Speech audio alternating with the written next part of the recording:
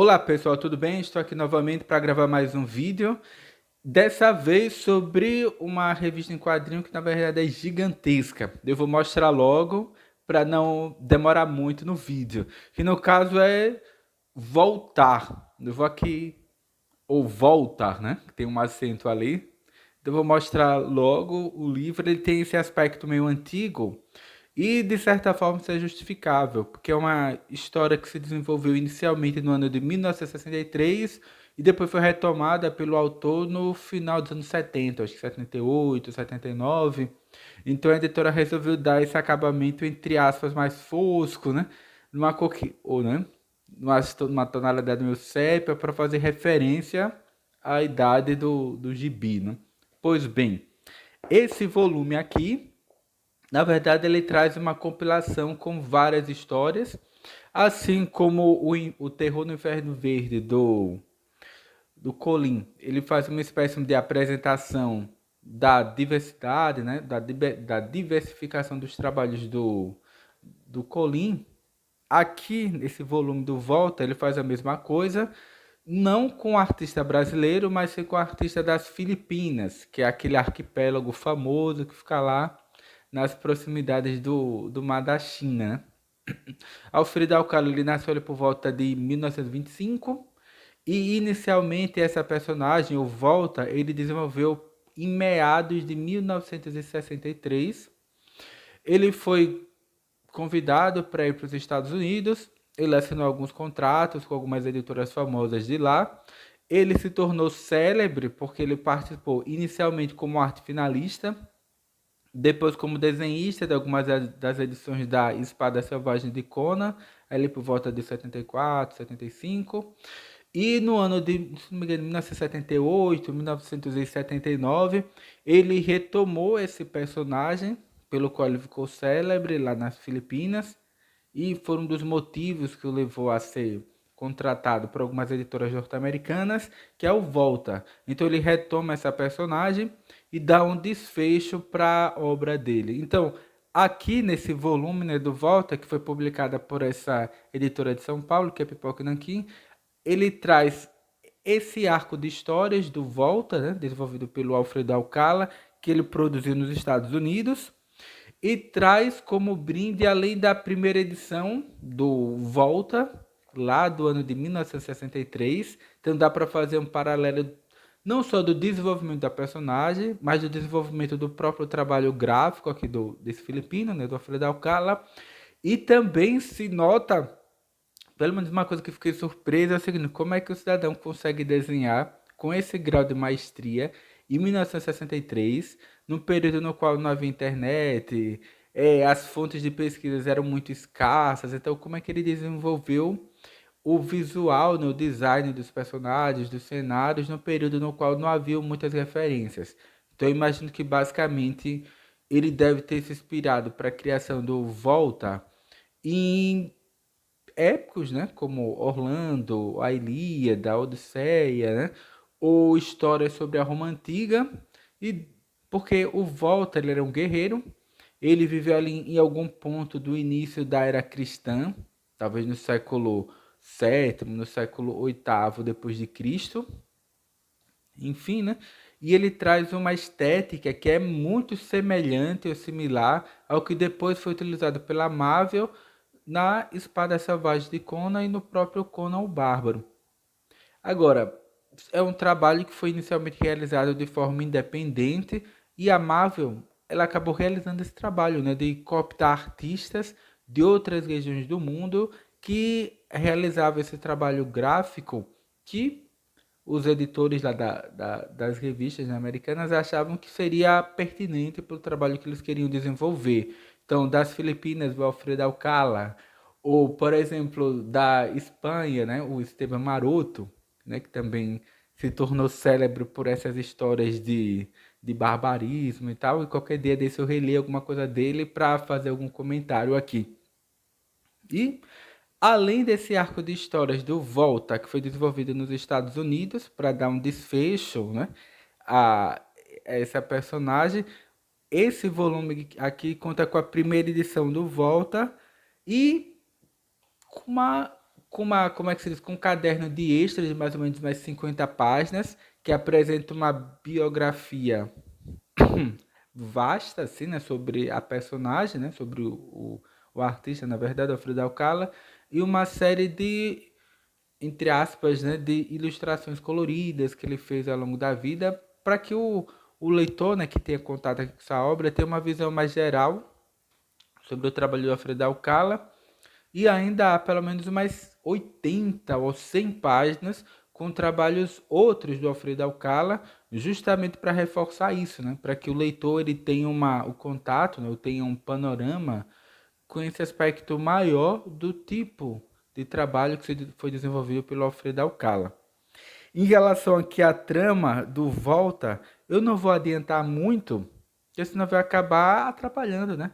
Quem for ler. Porque pelo menos eu sabia que era uma história sobre barbarismo, não demorei algum tempo para perceber que a história não se passava em um mundo, entre aspas, puramente ficcional, mas que era no nosso mundo. Mas, enfim, né? Então tem determinadas coisas que eu acho que não vale a pena comentar, deixar para o leitor descobrir por si só. Mas realmente ele é muito criativo e como era uma história entre aspas meio que independente, então aqui o texto, porque tanto a arte quanto o texto, né, o roteiro são do Alfredo Alcala. Então certamente ele teve uma liberdade aqui que nos trabalhos que ele fez para Marvel, para DC ou para outros editores, ele certamente não tinha. Então assim, o texto é bem forte e não perde muito para obras literárias de outros autores. É um texto assim bem rebuscado e bem complexo. Eu até me surpreendi com a linguagem que ele usa e com os temas que ele aborda aqui. Porque definitivamente não é um texto voltado, não é uma obra voltada para o público infanto-juvenil ou mesmo para adolescentes. Ele traz uma série de temas que são um pouco mais severos, né, ou sérios, e exige um grau, entre aspas, né, de amadurecimento maior por parte do leitor. Eu vou mostrar primeiro a cena de abertura aqui dessa primeira edição do Volta, que eu acho que é de 1963. É essa ilustração aqui de página dupla, porque como o papel é meio brilhante, aí talvez não dê para identificar direito as imagens, né?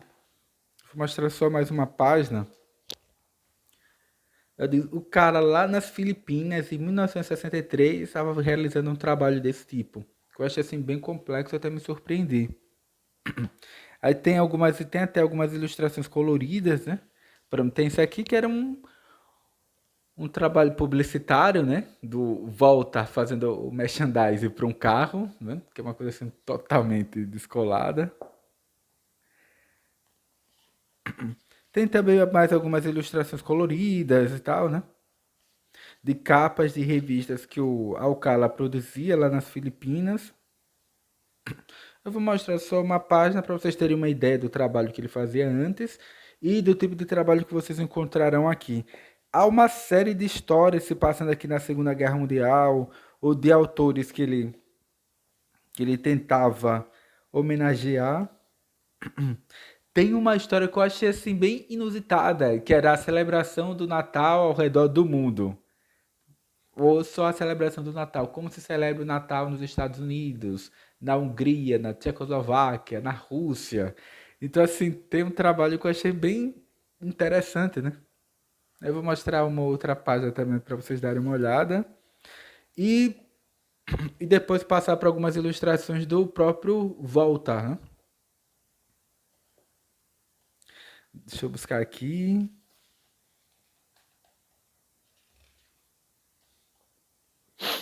Essa aqui que é uma ilustração de página dupla, que eu acho que dá uma visão melhor sobre o tipo de trabalho que o Alcala fazia. E o fato de ser preto e branco, eu acho que dá um destaque maior às ilustrações dele, né? Eu acho assim fantástico.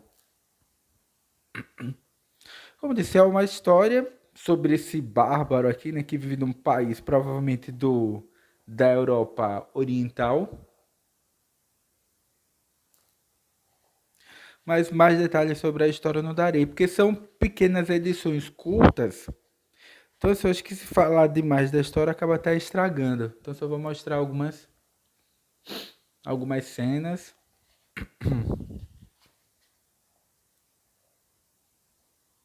para vocês terem uma ideia. Enfim, eu acho que eu não vou tecer grandes comentários sobre a edição. Vou falar de praxe, tem aquele capa dura, tem um papel de uma gramatura maior, o que, da mesma forma que o trabalho lá do terror do Inferno Verde, né, do Colin, é um pouco incômodo porque torna o livro assim um pouco mais pesado, né, do que ele aparenta. Mas o interessante é que esse tipo de recurso faz com que a obra ela fique mais durável, né? Você não vai perder um livro desse porque sua casa é um pouco mais úmida, ou não vai perder para traças ou coisas do tipo, né? Então ele pelo menos resiste ao tempo.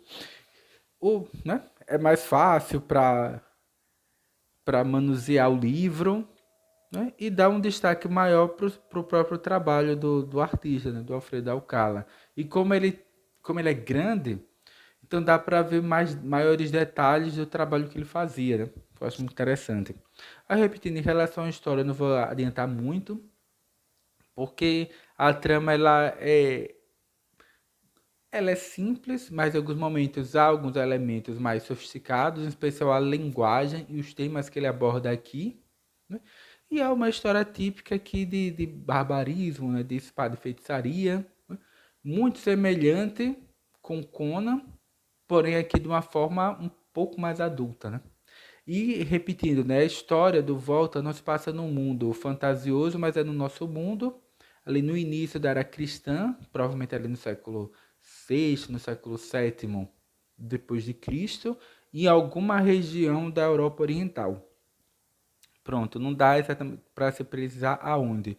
E vou encerrar o vídeo com esses comentários. Eu recomendo aqui a leitura do Volta. Eu acabei de ler há pouco tempo, mas dá vontade de voltar à história. Mas como eu tenho outras prioridades aqui na lista de leitura, eu vou deixar para reler o Volta em outro momento. E por enquanto é só. Vou encerrar mostrando de novo aqui o livro. Assim, repetindo, o único incômodo é porque como é um volume muito grande, acaba às vezes dificultando o manuseio, né? Você quer ler, pelo menos eu, né?